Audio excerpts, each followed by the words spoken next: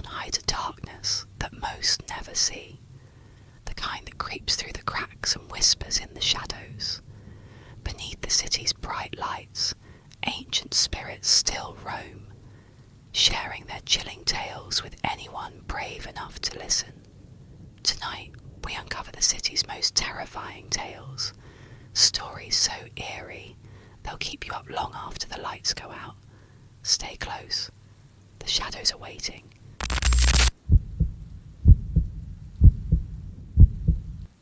Grave Hill Alley, a name that might seem innocent enough, but if you ask anyone who lives nearby, their faces will tighten and they'll quickly change the subject. It's not a place you walk through after dark, and for good reason. There's something ancient about it, something buried beneath the cobblestones, something that was never meant to be disturbed. The story goes back to the 1800s, when the alley was nothing more than a narrow passage used by the townsfolk to avoid the busy streets. But even back then, there were rumours, the kind that were whispered late at night when the wind howled through the trees and the darkness seemed to stretch a little too far. Eleanor Callahan was the one who first vanished. She was a quiet woman, widowed young, living alone in a modest house on the edge of the alley. She was known for her kindness, for feeding the homeless and offering shelter to anyone in need. But one winter evening, just as the first snow began to fall, Eleanor disappeared without a trace. No signs of struggle, no broken windows, no doors left ajar. She was simply gone. The neighbours were the first to notice. They called the authorities, who combed the area for days, but nothing turned up. No evidence, no clues. It was as though she had vanished into thin air. But something else happened too. Strange noises began to emerge from the alley, the kind of sounds that weren't natural, the scraping of something long, sharp, and deliberate against stone, and the whispering. Some said it was just the wind, but the locals knew better. They had heard the stories, just like their grandparents had. They knew the alley had a history darker than they wanted to acknowledge, and so they avoided it. They never spoke of it, never walked near it, especially not after nightfall. But like many others, a group of college students grew curious. They had heard the tales, had laughed them off as nothing more than superstition. On a dare, they decided to venture into Grave Hill Alley one cold, moonless night. Armed with only their phones and a sense of invincibility, they stepped into the alley, determined to uncover the truth. It didn't take long for the night to feel wrong. The deeper they walked, the more the air grew heavy, thick with the scent of decay and something worse. The cobblestones beneath their feet felt cold, damp, as if they had been soaked by something much more sinister than rain. It was quiet, too quiet, and the street lights that should have lined the alley were absent, their bulbs long dead, leaving only the oppressive darkness to surround them. And then it started. At first, it was a soft noise, a light tap, almost like someone knocking on a door. The group laughed it off, thinking it was nothing more than an old pipe creaking or a rat scampering across the stones. But then the tapping grew louder, faster, and soon it was unmistakable. Someone, or something, was knocking on the walls, tapping rhythmically, as if in a desperate pattern. But there was no one there. One of the students, Kyle, turned to his friends. His face had gone pale, and his voice trembled. "Did you hear that?" he whispered. They all stopped, straining to listen, but the tapping had stopped. Only the silence hung in the air, thick and suffocating. Then a whisper, soft, like the rustling of dry leaves. It wasn't clear at first, but then it repeated, louder and more urgent. "Go home." The group turned around, expecting to see someone, maybe another curious wanderer. But the alley was empty, eerily empty. The street ahead of them was cloaked in black, and the only thing visible was the dim outline of the old houses in the distance. Their hearts pounded, but they pushed forward. It was just their imagination, right? Nothing to be afraid of. But the air was growing colder, and the alley seemed to stretch endlessly, as if it were pulling them deeper into its jaws.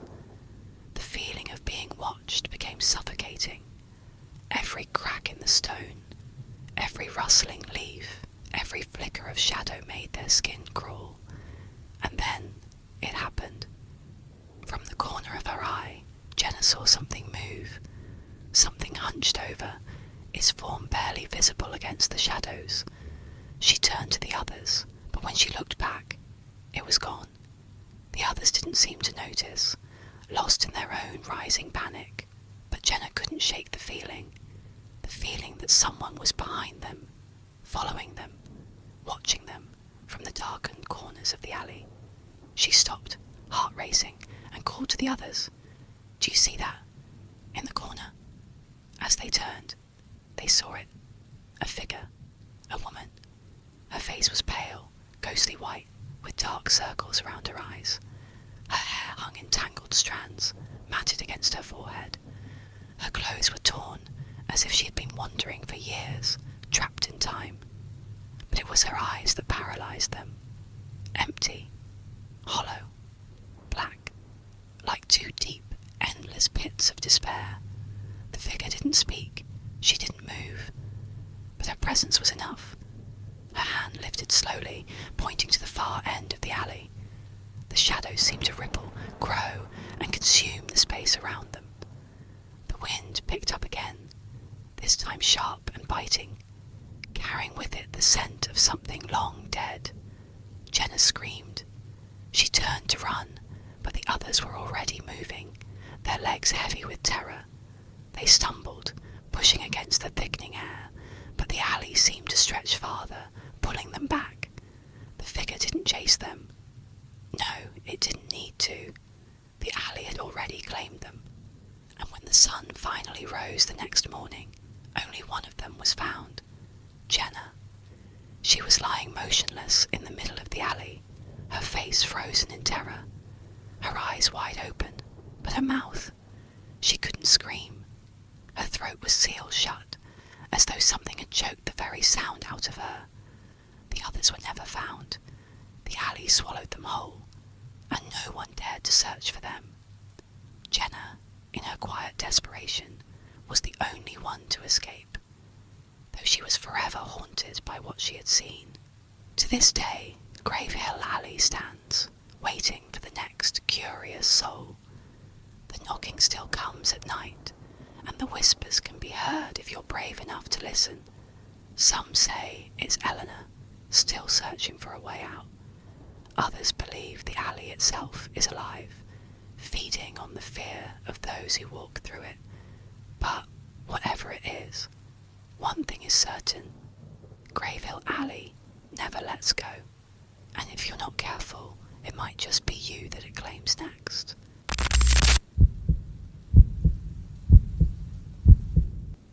There's a place tucked away on the outskirts of the city, far beyond the well-worn paths and the bustle of the busy streets.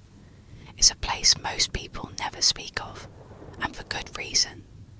Echoes Hollow, as it's called, is not a place you wander into. Not after dark, not ever. Yet its dark pull lures the curious, the reckless, and the brave. Once a thriving neighbourhood, Echoes Hollow had all the charm of an old town. Shuttered windows with peeling paint, streets lined with trees that seemed to whisper in the wind, and houses that held the echoes of laughter and life. But all of that changed. All of it faded into the void when the disappearances began. It started slowly, almost imperceptibly. People would vanish in the night one by one. At first, it was a few drifters, people with no families, no roots in the community. But soon, the disappearances turned more unsettling. A teacher, a young mother, and even children, all gone without a trace. No sign of struggle, no evidence of violence. It was as though they had simply been erased from existence, and the whispers began. The strange thing was, it wasn't just people who disappeared. The entire neighbourhood seemed to fade away, as if the land itself was swallowing it whole. Streets once lively and full of colour were left silent, overgrown with tangled vines and dark, crumbling stones. Houses, once homes, sat empty, their doors creaking in the wind, their windows dark and lifeless. But at night, when the wind howled just right, some say you could hear the faintest sound, the sound of a violin drifting on the breeze.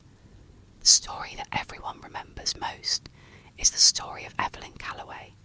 She was a young woman, soft-spoken, but passionate about her music. She played the violin as if it were an extension of herself, pouring her heart into every note. People would stop to listen to her play on her porch, her music floating out into the streets and echoing through the trees. But on the night Evelyn vanished, there was no music, just a long, eerie silence that stretched through the hollow. When her neighbours went to check on her, they found nothing. Her violin was still resting on the porch, its strings broken, as though something or someone had snapped them violently. But Evelyn was gone. No one ever saw her again. Days turned into weeks, and weeks into months. The disappearances continued, and with them, the rumours. Some said the hollow was cursed. Others believed a dark force had taken root in the ground, something ancient and malevolent. But those who knew better, those who had lived there long enough, knew the truth. The hollow wasn't just empty, it was alive.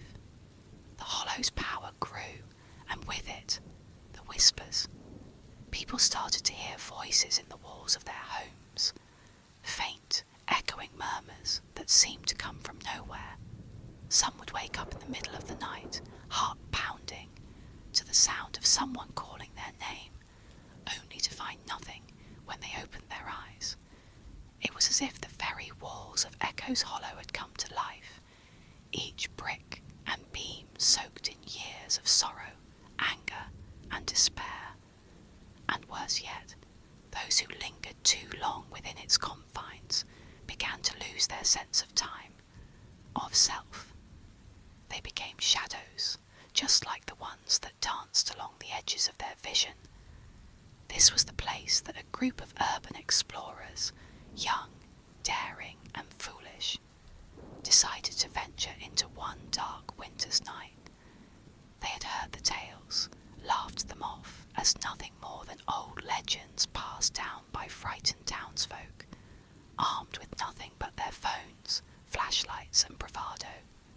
They dared to uncover the truth about Echo's Hollow, but they were about to learn that some truths are better left buried. The group arrived at the hollow's edge as the sun dipped below the horizon. The air around them grew still, unnaturally so. The wind, which had been gusting through the trees, stopped completely. Even the distant hum of the city seemed muted, as if the world itself had forgotten this place existed.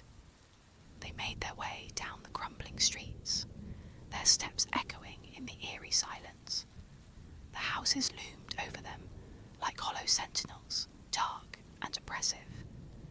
Every door was ajar, every window cracked open, as if waiting for them to step inside. But it was the buildings themselves that felt wrong.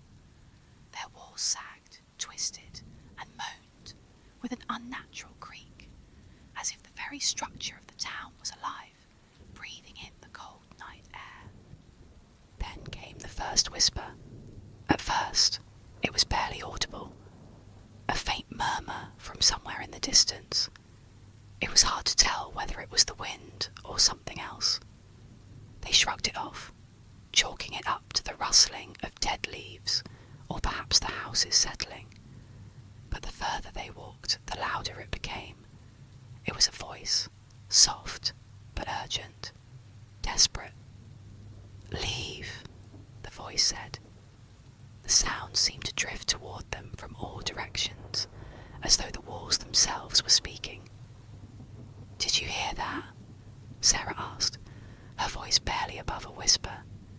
She had stopped, her eyes wide with apprehension. "It's just the wind," Jack said, though his voice lacked conviction. But then the whisper came again, louder this time, almost mocking them. "Leave, before she finds you."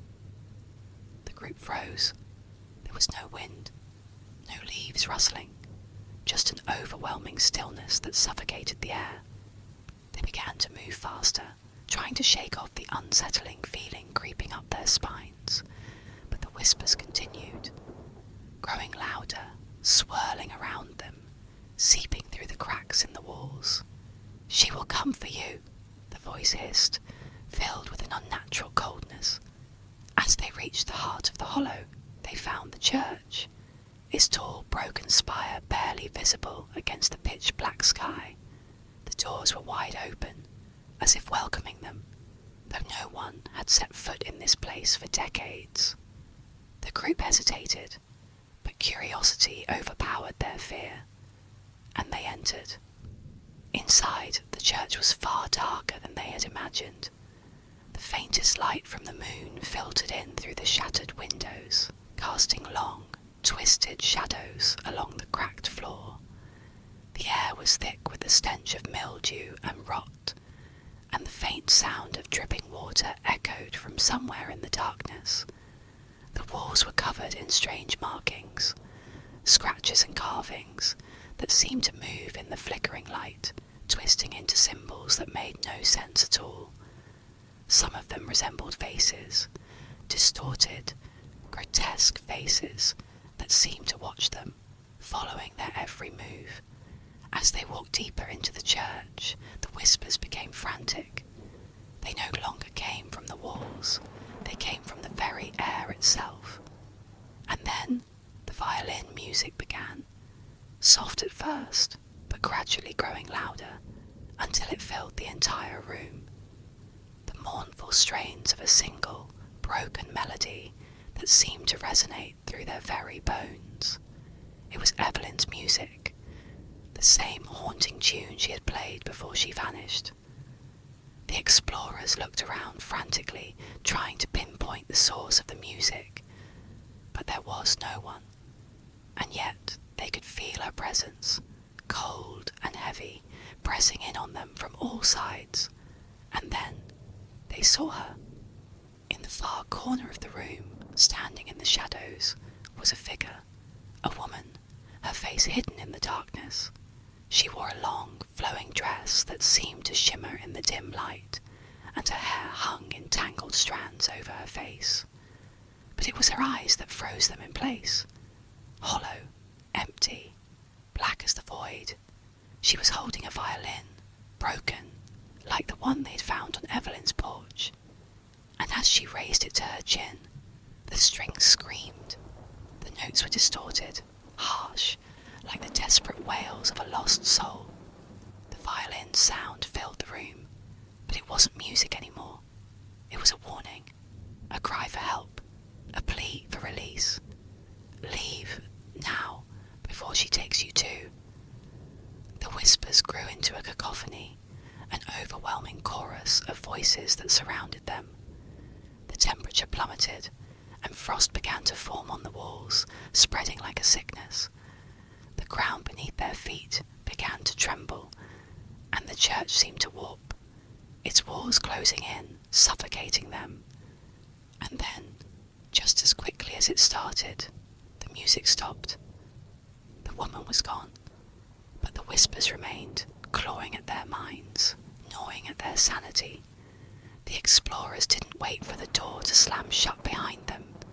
They ran, stumbling over broken pews and cracked stone. The hollow had claimed them, just as it had claimed so many before. The next morning, only one of them was found, Jack. His body was frozen in the middle of the church, his face locked in an expression of sheer terror. His eyes were wide open, his mouth agape, but no sound came from him. The others, gone, vanished without a trace. Echo's hollow remains cursed, its walls whispering, waiting for the next group of souls foolish enough to listen. If you walk by on a quiet night, you might hear the faint strains of that violin, drifting through the air like a warning. And if you're brave enough, or foolish enough, to enter, you might find yourself lost, just like the others, swallowed by the hollow forever.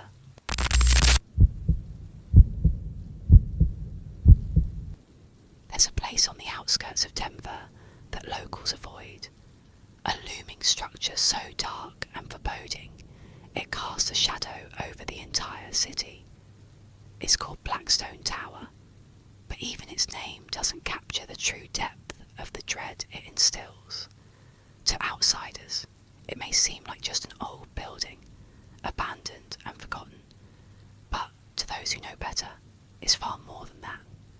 It's a place of evil, a place where the very stones seem to whisper dark secrets, a place cursed by a history that refuses to stay buried. The tower was once the pride of the city.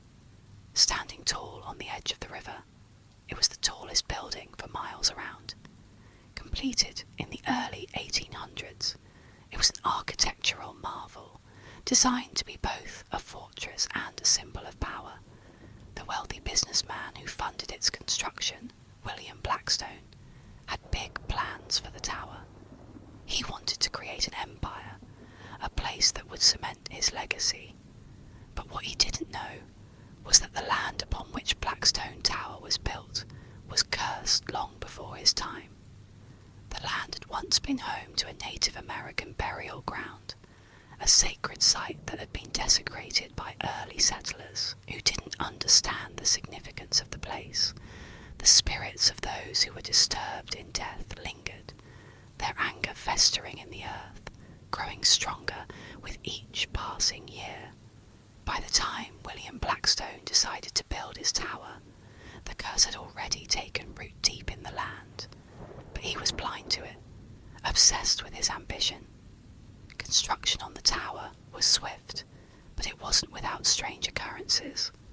Workers would quit in the middle of the day, some of them never returning to the site.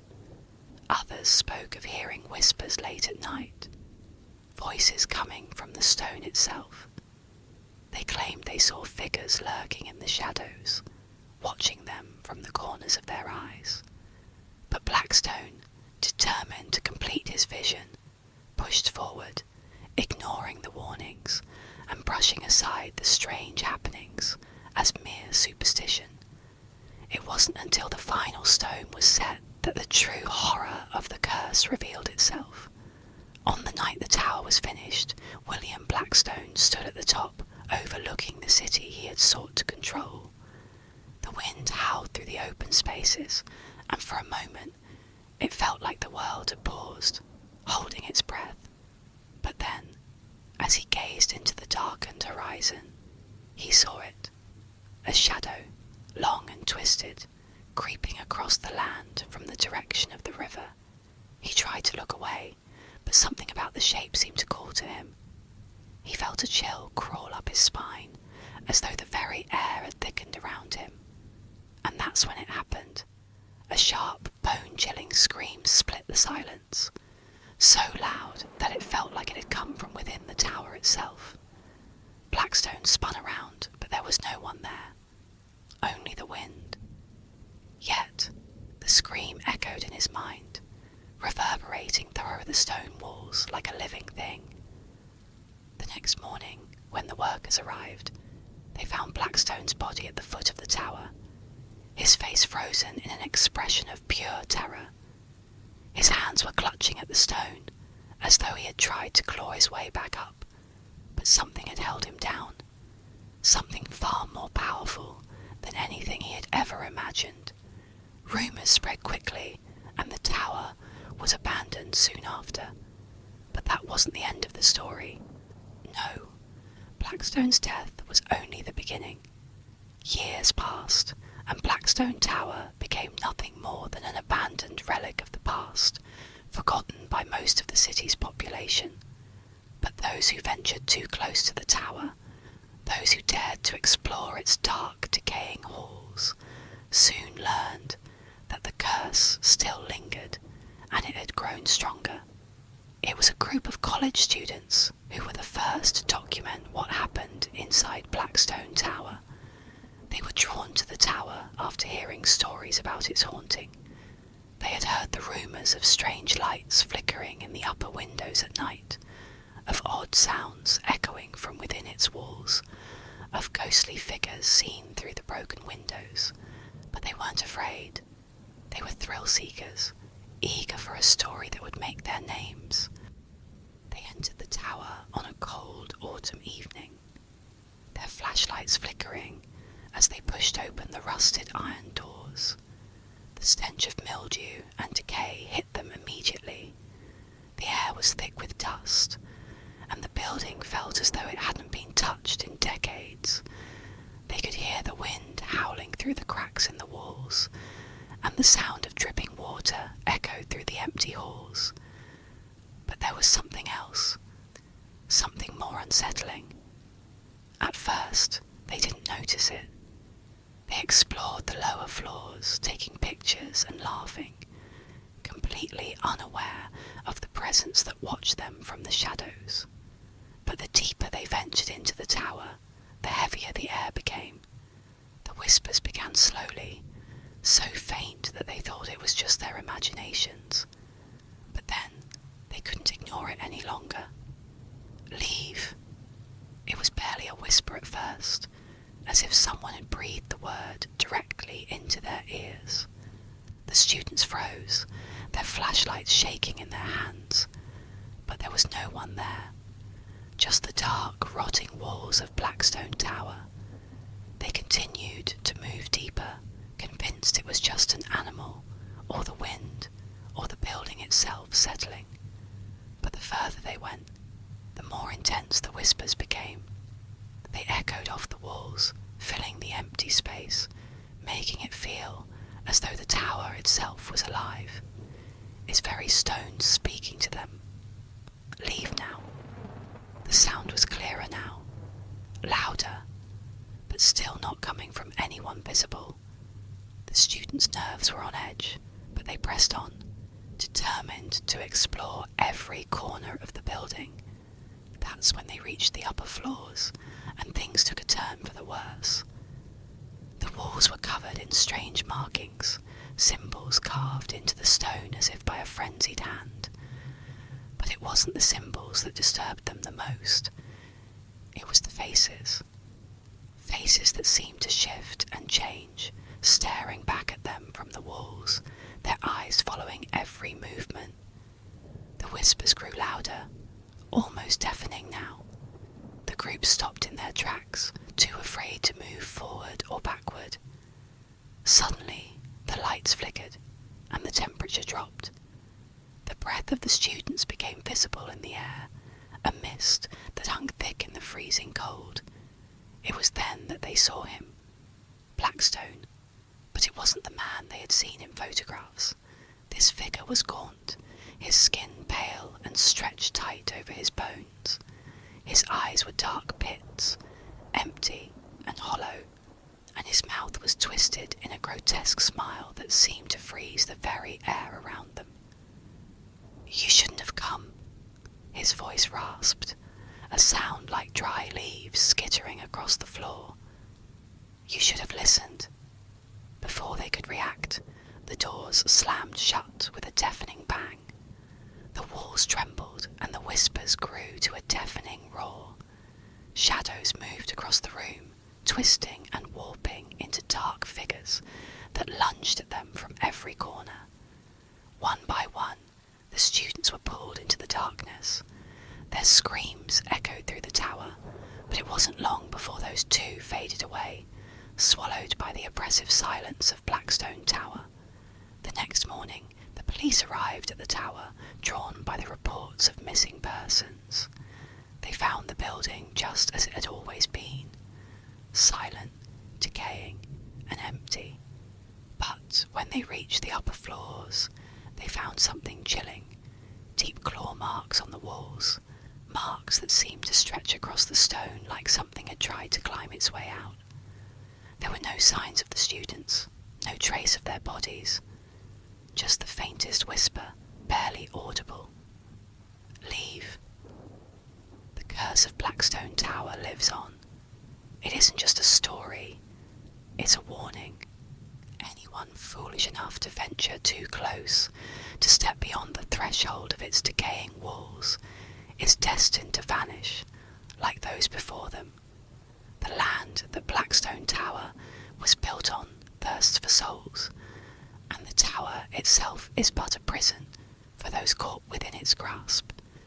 And if you listen carefully, late at night, when the wind is right, you might hear it, the whispers from within the tower. And if you're unlucky enough to be near, you might even hear a voice calling your name, beckoning you to enter. But beware, once you step inside, there's no escaping the curse of Blackstone Tower. No one ever leaves, except as a shadow in the dark.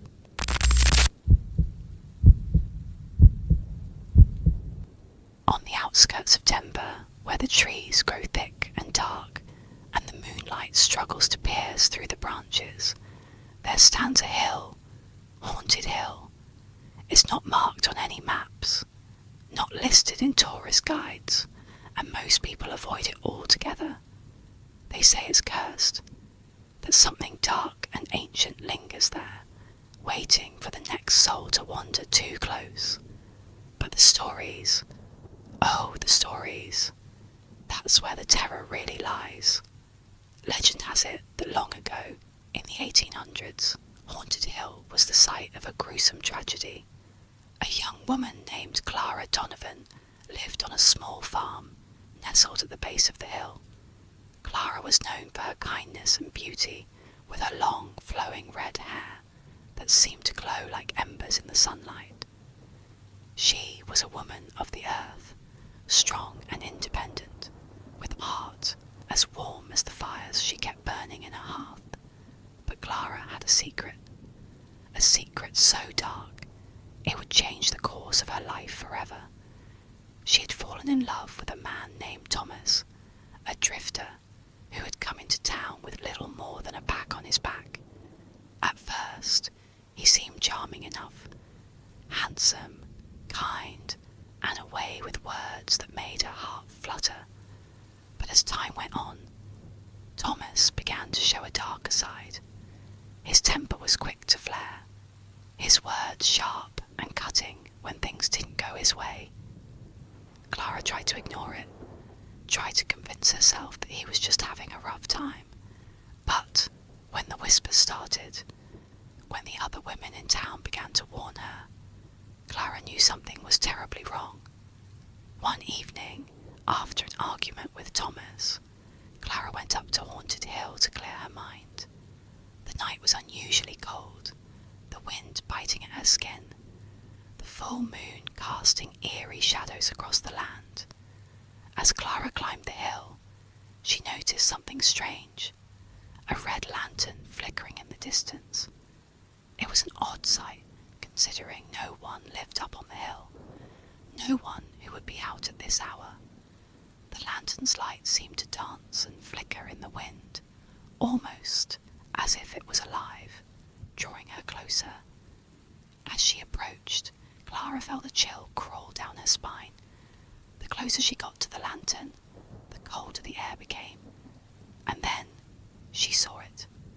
A shadow, tall and dark, standing just beyond the light. Clara froze, her heart hammering in her chest. She tried to call out, but her voice caught in her throat. The shadow moved closer, and in the flickering light she saw the face of Thomas. His eyes wide with fury, his lips twisted into a grotesque snarl. "You shouldn't have come here, Clara," Thomas hissed, his voice low and filled with venom. Before she could react, he lunged at her, his hands grabbing her by the arms, but the strength in his grip was overpowering.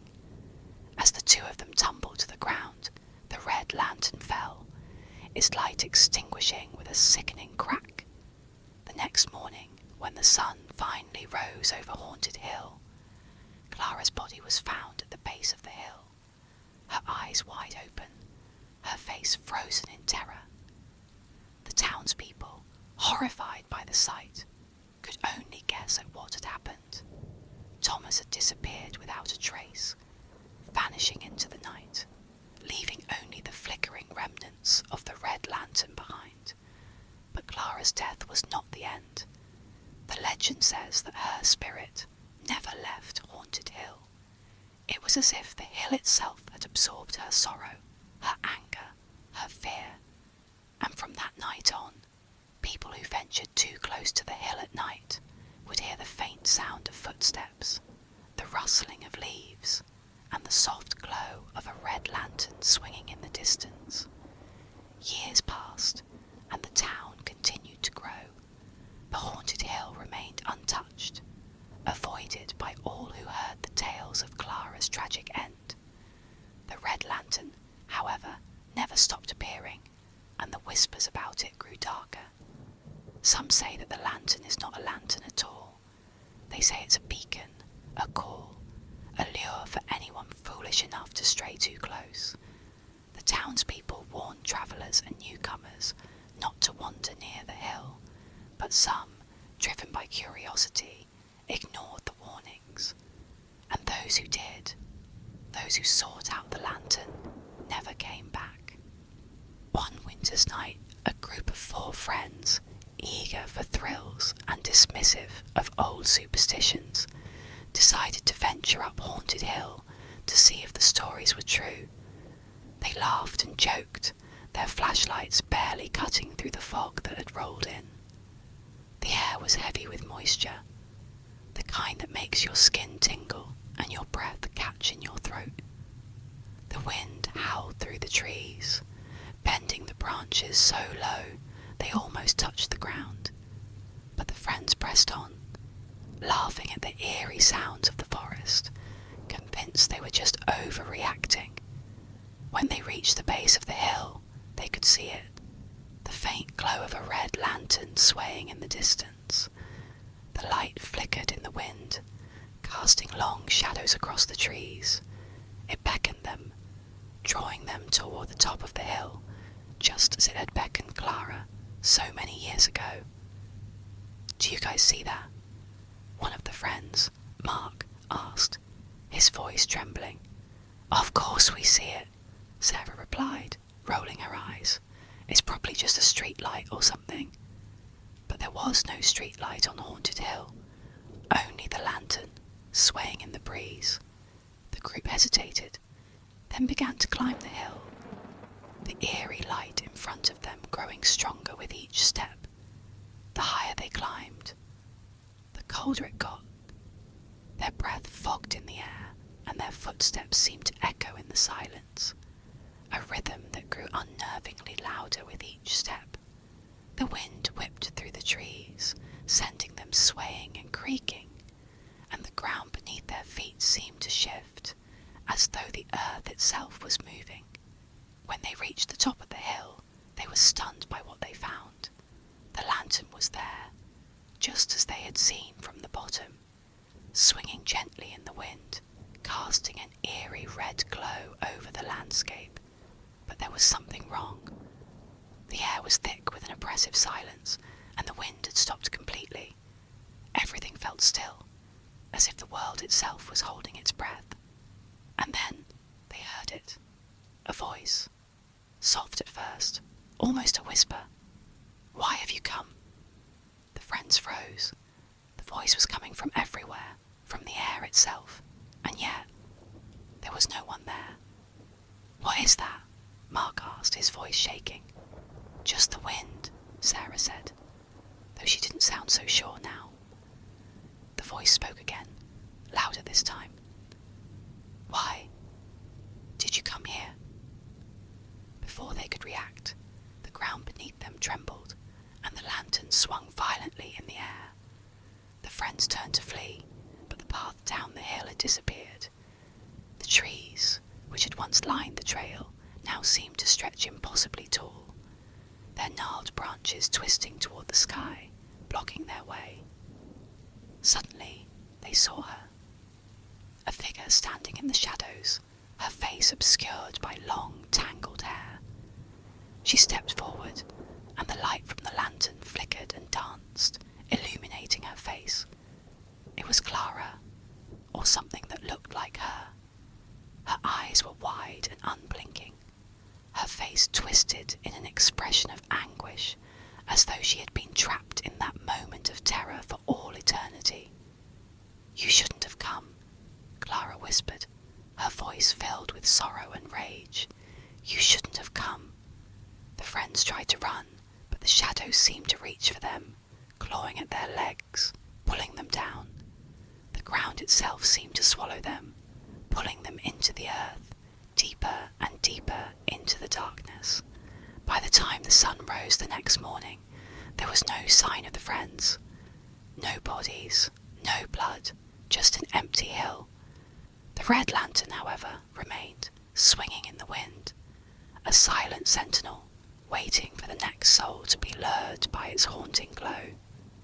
And so, the legend of the Red Lantern of Haunted Hill lives on. It waits just beyond the edge of the town, drawing the curious, the foolish, and the brave toward its dark embrace. But those who venture too close, who ignore the warnings, find that the lantern is not just a light, it's a trap set by Clara's vengeful spirit, waiting to claim the next soul unlucky enough to follow her call. And the hill is never truly empty. The voices of those who disappear linger in the wind, their whispers echoing through the trees, calling out for anyone who will listen, but they never come back.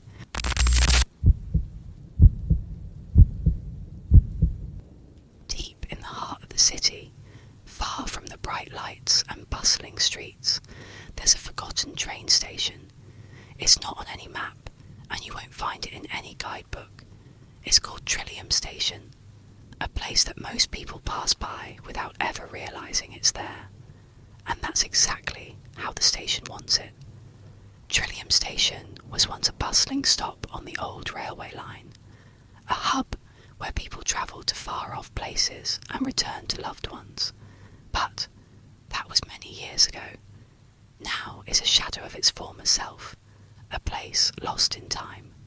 The platform is overgrown with weeds, the station's windows cracked and covered in layers of grime, and the trains that once filled the station have long since stopped running. But some say that Trillium Station is not truly abandoned, that it is still waiting, still holding on to something, as if it's waiting for one last passenger. It all began with an accident, a horrific tragedy that occurred many decades ago. On a cold winter's night, the station was preparing to shut down for the night when a train, late and off schedule, pulled into the station. The conductor, an experienced man named Samuel Locke, had been working for years and had never seen anything out of the ordinary. He'd driven that route 1,000 times without incident, but on that night, things were different. As the train slid into the station, Samuel noticed something strange. There was only one passenger waiting on the platform. A young woman, her face obscured by the hood of her coat, stood at the edge of the platform, staring down at the tracks. The station was eerily quiet, and the only sound was the hissing of the train as it slowly came to a stop. Samuel looked out at her through the train's window, but she didn't move. She didn't look at him, didn't even acknowledge the train's arrival. It was as though she was in a trance, a deep, unshakable stillness that sent a chill crawling down his spine. When the train doors opened, Samuel stepped out to see if the woman needed help, but by the time he reached the platform, she was gone. The station was empty, silent once more, as though the woman had never existed. Confused, Samuel returned to the train, calling out for the mysterious passenger, but there was no reply. He checked the train's cars one by one, but to his horror, the woman was nowhere to be found. And that's when it happened. The lights in the station flickered, casting long shadows across the platform. The air grew colder, and the faint sound of a bell began to toll, slow, mournful, as though calling from deep underground. Samuel looked around frantically, but there was no one there, no sign of the woman, just the empty station, dark and forgotten. A sharp, screeching noise echoed through the station as the train's brakes suddenly released, the train jerking forward as though something had pushed it. But when Samuel looked down the tracks, there was nothing there, no sign of any obstruction, just the endless stretch of empty rail. That's when the doors slammed shut with a deafening bang, trapping Samuel inside. He could hear the faint whispering, the sound of footsteps echoing from somewhere deep within the station's darkened halls. His heart raced, the hair on his neck standing on end. Something was wrong, terribly wrong. He rushed to the window, but when he looked outside, he saw nothing but darkness. The station, once so familiar, had transformed. The platform had disappeared, and in its place, a long, winding tunnel stretched out, glowing faintly with a sickly green light. He could hear the whispers again, only now they were louder, clearer, like voices just beyond the reach of his hearing. "Get on," a voice whispered from the shadows. "Get on, or you'll never leave." Samuel backed away from the window, his mind racing. He didn't know what was happening, but he knew he had to get out. The station, the train, it was as if they were alive, as if they were waiting for something, waiting for someone. With trembling hands, Samuel grabbed the emergency brake and yanked it, but the train refused to stop.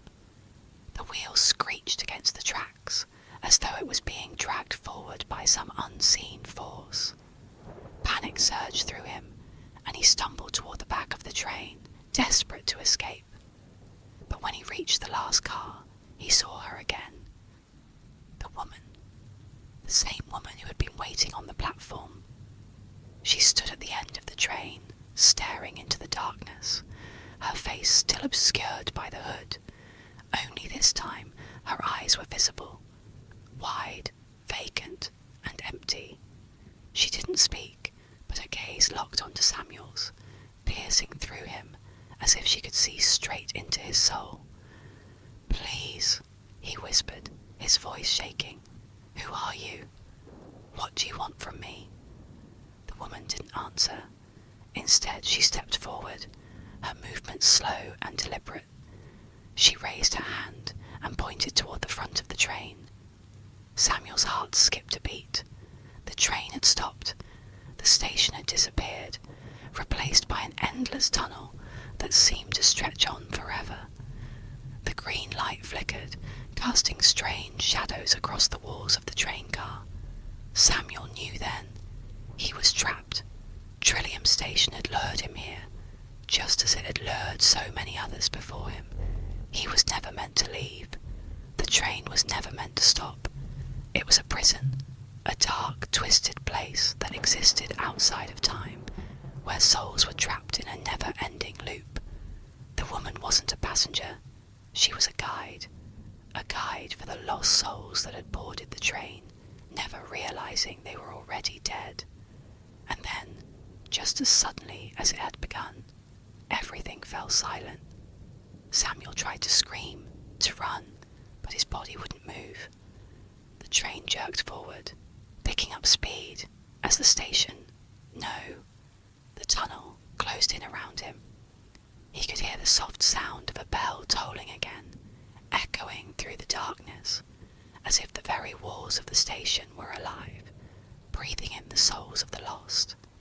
He turned toward the woman once more, but she was gone, vanished into the shadows, leaving him alone in the dark, with only the distant sound of the bell to guide him.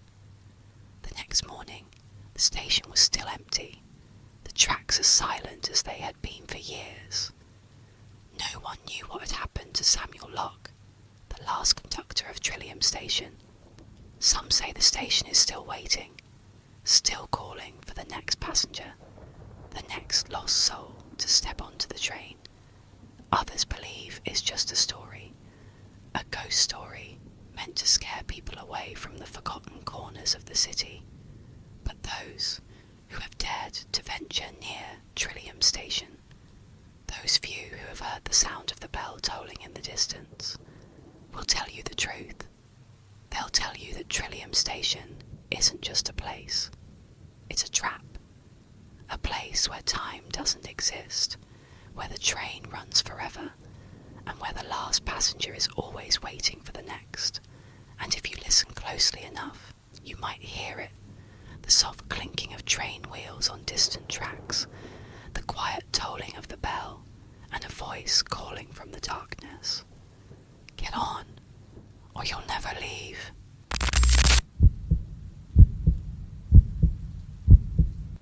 Silverstone Park. It was once a place of beauty, where families picnicked under towering oaks, and children laughed as they played by the lake. With rolling green hills, winding trails, and old-fashioned benches, it was the crown jewel of the city, a serene oasis nestled just on the edge of downtown. No one thought much of it until, one autumn evening, a tragedy struck that would change the park's fate forever. It started with the disappearance of a young woman named Lily Gray. Lily was a local college student, known for her bubbly personality and love for nature. She'd often visit Silverstone Park after her classes, strolling the paths and enjoying the solitude among the trees. But one evening, she never came home. Her disappearance was swift, as though she'd vanished into thin air. Despite extensive searches, interviews with witnesses, and hours of searching the park, no one could find a trace of Lily. No footprints, no signs of struggle, nothing. Her family was devastated, and the park, once a place of tranquility, became shrouded in mystery and whispers. People began saying strange things about Silverstone Park. They spoke of strange shadows that moved on their own, of figures lurking behind trees, and of the park's once welcoming pathways that seemed to twist unnaturally as the sun dipped beneath the horizon. The park became something to be feared, its beauty overshadowed by the dark presence that many believed had taken hold of it. But it wasn't until a year later that the true horror of Silverstone Park would reveal itself. It was a cool evening in October when a group of friends, young and daring, decided to venture into the park. The rumours had spread, of course, but they dismissed them as nothing more than local legends, stories meant to frighten children. The air was thick with mist as they entered the park, the trees casting long, twisted shadows on the ground.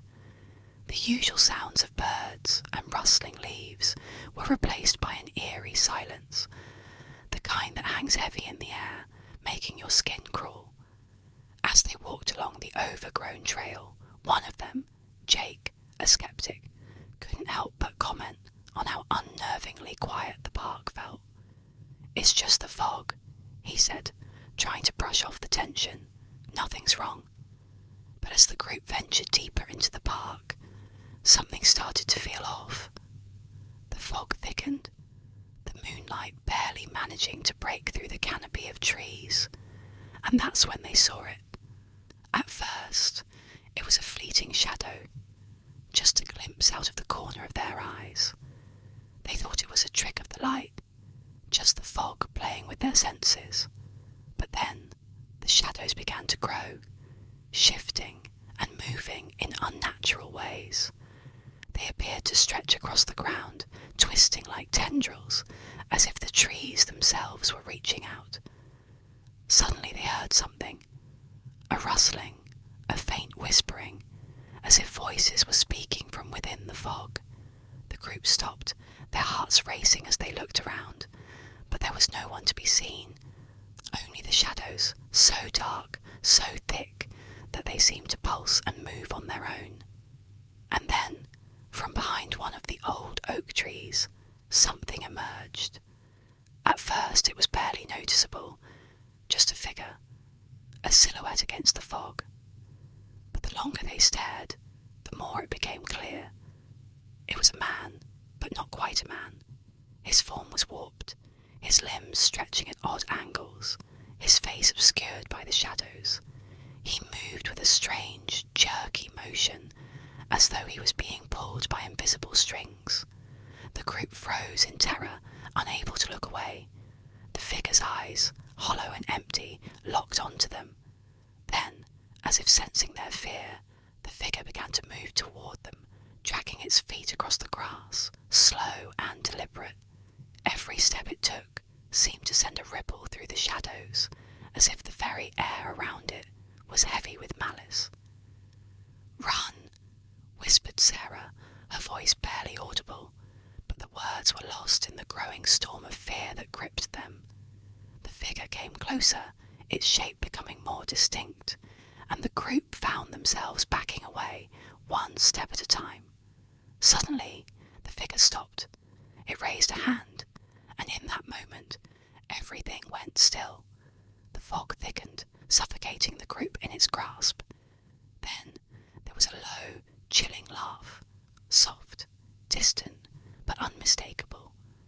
It was the sound of someone who had long since lost their humanity, someone who existed only in the shadows.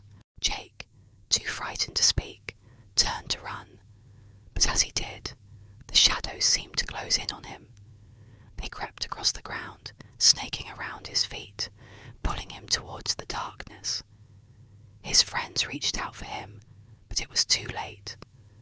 In an instant, the shadows swallowed him whole, dragging him into the dense fog, leaving nothing behind but a faint echo of his screams. The others screamed, stumbling backward in panic, but they couldn't outrun the shadows.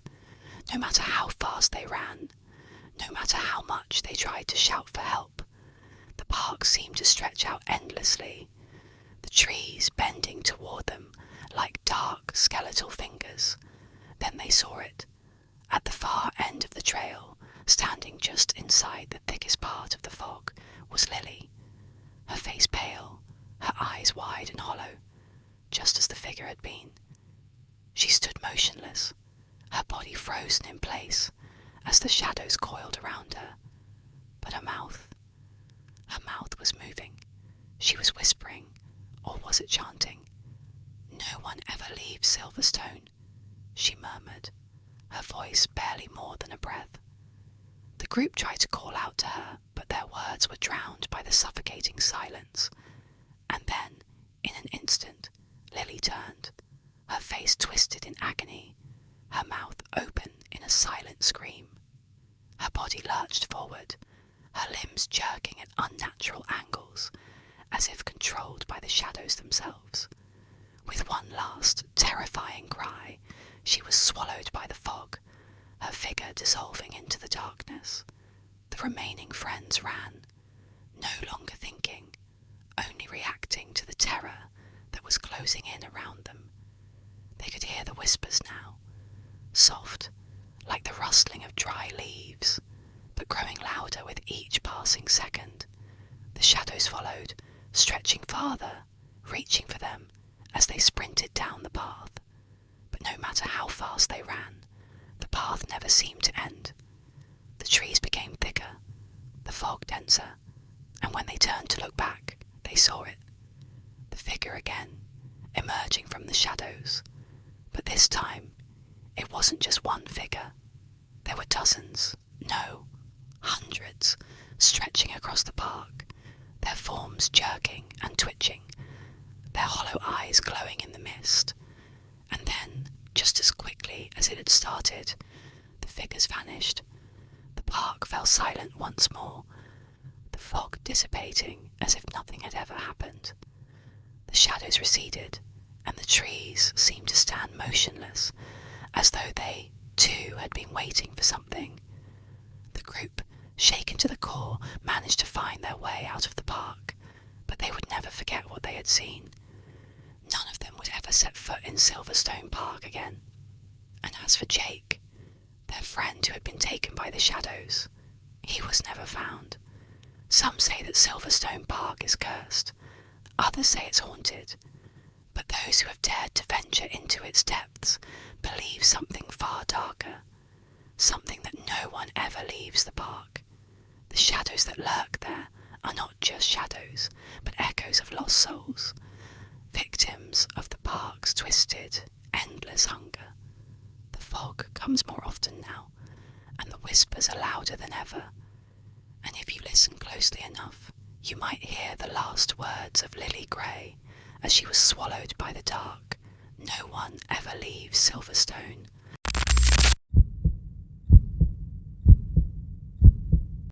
St. Lazarus Church was one of the oldest buildings in the town, a towering structure made of dark, weathered stone that seemed to absorb the light. It had been standing for centuries, its towering spires piercing the sky, its bell tower ringing out over the village every hour. The church had always been a place of reverence and comfort for the community, but there was something in the air around St. Lazarus Church that never quite felt right, as if it carried the weight of countless untold stories, dark whispers carried on the wind. The church's most infamous feature was a statue of St. Lazarus, one of the many saints displayed throughout the church's vast interior. Carved from pale marble, it depicted the saint with his arms outstretched, his face solemn and full of pity, his robes flowing as if caught in a wind no one could feel. It had always been there, in the corner of the church near the altar, a symbol of hope and mercy. But no one could have predicted what would happen on one fateful winter night. It began on a night like any other. The church was dimly lit by the soft glow of candles flickering in the pews, casting long, distorted shadows on the stone walls. The usual midnight mass had concluded, and the last parishioners had left for the night. Father Donovan, the elderly priest who had overseen the church for many years, was locking up when something strange caught his eye. It was a sound, a soft, sobbing sound that seemed to be coming from the direction of the statue of St. Lazarus. Curious and unsettled, Father Donovan made his way down the long aisle, his footsteps echoing against the cold, hard floors. As he neared the altar, the sound grew louder, more distinct. It was unmistakable, a low, pitiful cry, almost human. His heart began to race. No one else was in the church, and yet the sobs seemed to be coming from the statue itself. The priest stopped in his tracks, his breath catching in his throat. What he saw in front of him was impossible. The marble statue of St. Lazarus, once cold and impassive, now appeared to be crying. Tears, thick, glistening drops, were streaming down the saint's carved face, flowing from his eyes like the tears of a living person. They glistened in the candlelight, reflecting a faint, unnatural glow. Father Donovan couldn't move. His mind couldn't comprehend what he was seeing. The sobs grew louder, and Father Donovan, in a daze, stepped closer to the statue. His mind raced as he wondered what could be causing this bizarre phenomenon. But as he reached out to touch the statue's hand, his fingers recoiled, as if burned by the coldness emanating from it. The marble was freezing, colder than it had ever been before. Suddenly, a voice, soft and mournful, whispered from the shadows of the church, "Help me, free me." Father Donovan's blood ran cold.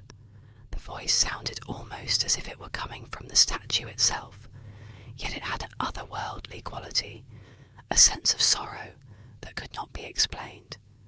The sobbing continued, growing louder with each passing second. He stepped back, mind struggling to make sense of the impossible. But as he did, the church's air seemed to shift, the temperature dropping dramatically. The flickering candle flames grew dim, their light battling against the overwhelming darkness that seemed to be closing in. A shadow, dark and vast, began to stretch across the walls of the church, a thick, inky blackness that seemed to be alive, crawling toward him. Father Donovan's heart pounded in his chest as the voice spoke again, this time louder, more desperate. "Release me from my torment, before it's too late." The priest stumbled backward, tripping over a pew. His mind raced. What was happening? Was this some kind of divine miracle? Or was it something far darker, something unholy that had been waiting to be unleashed? Desperate for answers, he turned and fled to the sacristy, grabbing the ancient tome of prayers for protection that had been passed down for generations. The priest's hand shook as he opened the sacred book, his eyes scanning the old text for any prayers that might bring peace to the strange disturbance. But as his eyes scanned the pages, a realization hit him, a horrifying truth. The statue of St. Lazarus had not always been just a representation of the saint. The statue had once been part of an old, long-forgotten ritual, a ritual involving an ancient curse. It was said that the saint had once been a healer, but in his attempts to save a young woman from a fatal illness, he had failed. The woman, in her desperation and grief, cursed him, trapping his soul within the statue forever. Only those who could truly understand the agony of loss and sorrow could free him. But Father Donovan realized with chilling clarity that such a curse could never truly be undone. The spirit, bound to the statue, would never be at peace. As he read these horrifying revelations aloud, a loud, echoing crash shook the church. The doors slammed shut with terrifying force, and the candles extinguished in an instant, plunging the entire church into darkness. Father Donovan could hear the sobbing growing louder again, but this time it was joined by something far worse. Laughter. A low, unsettling laugh that seemed to reverberate from all around him, coming from the very walls of the church. The air was thick with an oppressive, suffocating weight, and Father Donovan could feel the presence of something ancient and malevolent closing in. The shadows, once benign, now seemed to swirl and twist, becoming tangible, almost alive. They stretched toward him, like tendrils, their cold fingers brushing against his skin. The whispers had turned into a chant, an ancient, mournful cry that echoed in the priest's mind. "Free me, free me." With shaking hands, Father Donovan grabbed the crucifix hanging on the wall, but as he raised it in defense, the shadows seemed to recoil in fear. But then, to his horror, the statue of St. Lazarus suddenly came to life.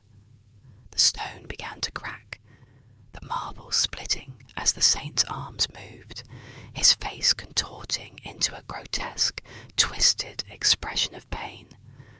The tears from the statue flowed faster, pooling on the floor below him. The priest, his heart racing, fell to his knees in terror. "I can't free you," he whispered, his voice trembling with fear. "You are cursed. No one can free you." A terrible screeching sound filled the church as the figure of St. Lazarus seemed to stretch and contort, the shadows growing even more intense, surrounding Father Donovan from all sides. His breath caught in his throat as the voice of the statue whispered one final command. "Then join me, Father. Join me in the dark." The last thing Father Donovan saw before the darkness overtook him was the face of St. Lazarus, now a distorted, nightmarish visage, his eyes wide open, filled with an agonizing, otherworldly sorrow. When the authorities arrived the next morning, they found the church eerily silent, its doors wide open. But inside, there was no sign of Father Donovan. The statue of St. Lazarus stood motionless, its face still streaked with tears, as if nothing had happened. The only evidence of the priest's disappearance was a small, cryptic message left on the floor. The curse is eternal. St. Lazarus Church became a place of whispers. People avoided the church, terrified by the rumours of the crying statue and the priest who had vanished without a trace. The church fell into disrepair, its once grand facade now covered in vines, as the legend of the statue grew darker with each passing year.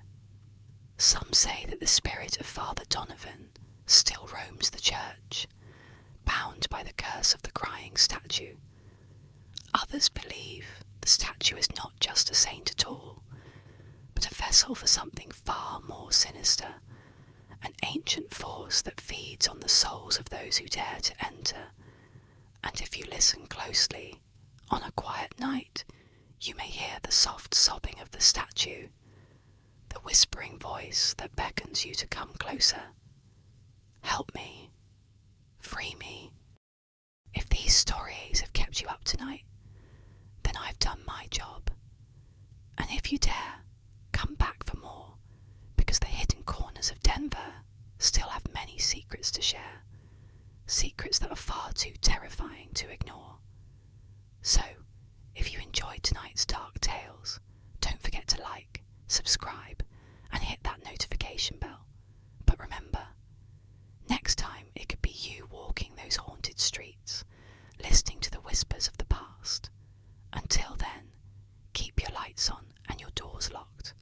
The darkness is always closer than